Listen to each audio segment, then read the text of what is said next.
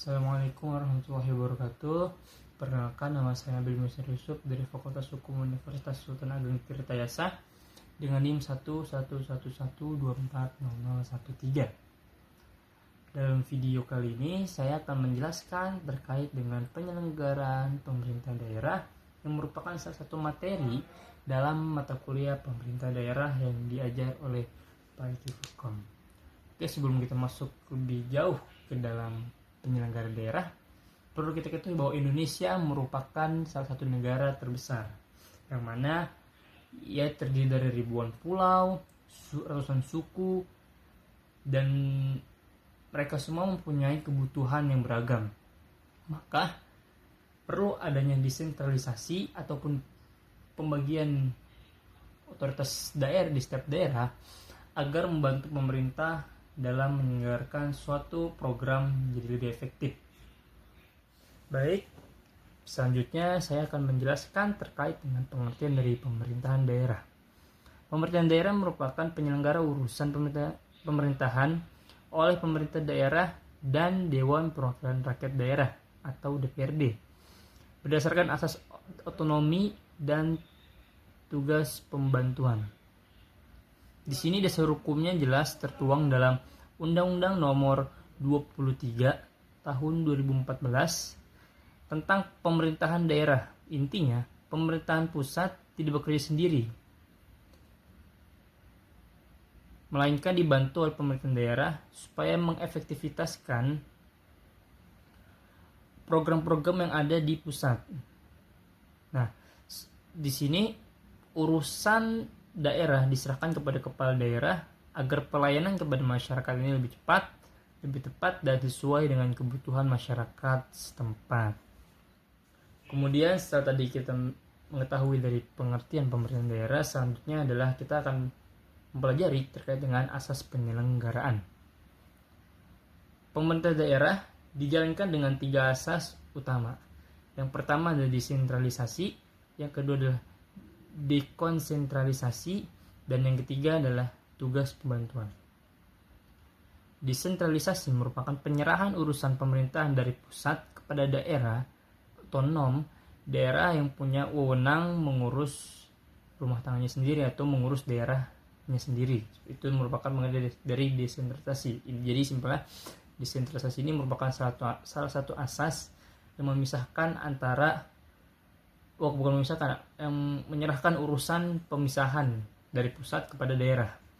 Kemudian yang kedua, dekonsentralisasi, yaitu pelimpahan wewenang. Nah, jadi yang pertama itu menyerahkan urusan pemerintahan dari pusat ke daerah. Kemudian asas yang kedua ini menjelaskan terkait dengan pelimpahan wewenang dari pemerintah pusat kepada gubernur sebagai wakil pemerintah. Kemudian yang ketiga adalah tugas pembantuan, yang mana penugasan dari pemerintah pusat kepada daerah untuk melaksanakan sebagian urusan pemerintah. Oke, setelah tadi kita membahas terkait dengan asas, sekarang kita akan membahas struktur dari pemerintahan daerah. Di Indonesia sendiri dibagi menjadi beberapa provinsi, yang mana setiap provinsi dipimpin oleh seorang gubernur, dan di setiap provinsi memiliki kabupaten dan kota, yang mana kabupaten dipimpin oleh bupati dan kota dipimpin oleh seorang wali kota. Gubernur, bupati, dan wali kota ini dipilih langsung oleh rakyat melalui pilkada atau pemilihan kepala daerah. Mereka bekerja bersama DPRD guna bertugas membuat peraturan daerah dan mengawasi jalannya pemerintahan. Kemudian di level paling bawah ada kecamatan, desa, dan kelurahan. Kecamatan, desa, dan kelurahan ini merupakan ujung tombak pelayanan langsung kepada masyarakat. Jadi dalam struktur pemerintahannya ini, Indonesia menurut saya itu sudah terstruktur dengan lumayan rapi lah. Dari mulai provinsi, kota, kabupaten, kecamatan, desa, dan kelurahan, yang mana kesemuanya tersebut dalam satu struktur ini harus saling berkoordinasi, harus saling berkomunikasi agar apa yang telah direncanakan tersebut dapat berjalan sesuai dengan rancangan, tidak terjadi tumpang tindih ataupun ketidaksesuaian di masing-masing setiap struktur yang ada. Seperti itu. Salah satu konsep kunci dalam pemerintahan daerah adalah otonomi daerah. Apa itu otonomi daerah? Otonomi daerah merupakan hak daerah untuk mengatur dan mengurus urusan pemerintahan sendiri sesuai dengan potensi dan kebutuhan daerahnya.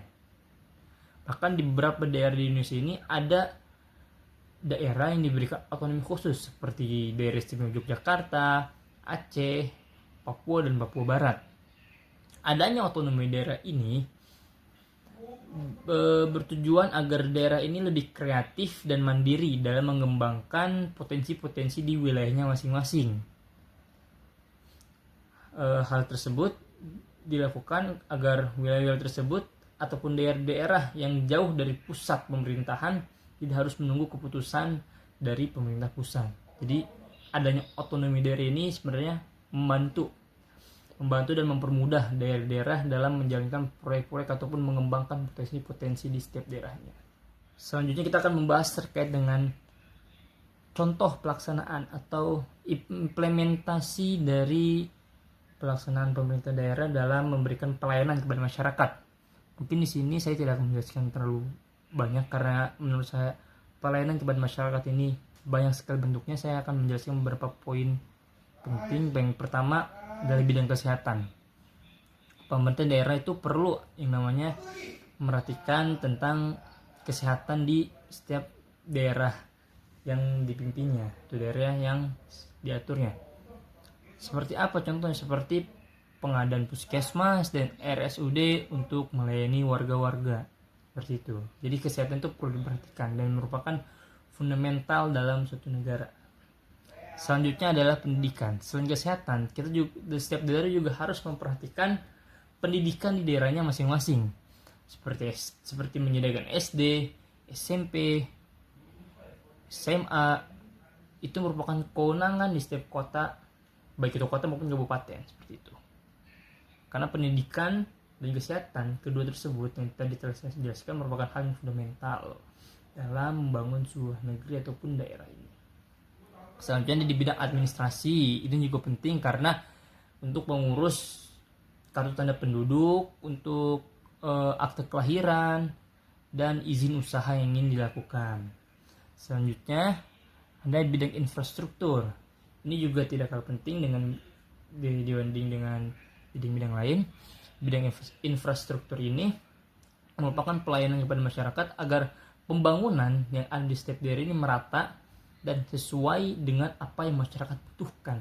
Jadi tidak ada tumpang tindih ataupun ketidaksesuaian pembangunan yang sebenarnya rakyat tidak diperlukan namun pemerintah membangun hal tersebut. Jadi infrastruktur ini juga di satu sisi memiliki manfaat untuk membantu kemudahan masyarakat dalam beraktivitas. Dan yang terakhir saya akan memberikan kesimpulan dari materi yang saya jelaskan tadi. Jadi tadi di awal kita sudah membahas tentang pengertian pemerintahan daerah, kemudian kita membahas tentang asas-asas. Yang pertama ada asas desentralisasi, dekonsentralisasi, dan asas tugas pembantu. Yang mana ketiga asas ini menjadi rujukan ataupun patokan bagi penyelenggara otonomi daerah dalam menjalankan tugasnya. Seperti itu. Kemudian juga ada dasar hukum yang menjadi landasan regulasi dalam pembagian otonomi daerah ini, seperti pada Undang-Undang Nomor 23 Tahun 2014, Undang Nomor 32 Tahun 2004, dan Undang-Undang Dasar 1945 Pasal 18, 18A, dan 18B. Jadi pemerintahan daerah yang kita pelajari tadi, yang saya jelaskan tadi, bukan hanya sekedar birokrasi. Ini merupakan sebuah sistem yang dirancang agar setiap warga di Indonesia ini, dimanapun mereka berada, tetap bisa merasakan kehadiran negara secara nyata. Karena luasnya wilayah Indonesia dan tidak memungkinkan pemerintah pusat untuk melakukan pemerataan pembangunan tanpa adanya otonomi daerah ini. Jadi bisa disimpulkan bahwa adanya otonomi daerah ini ataupun penyelenggara daerah membantu negara dalam menyelenggarakan dan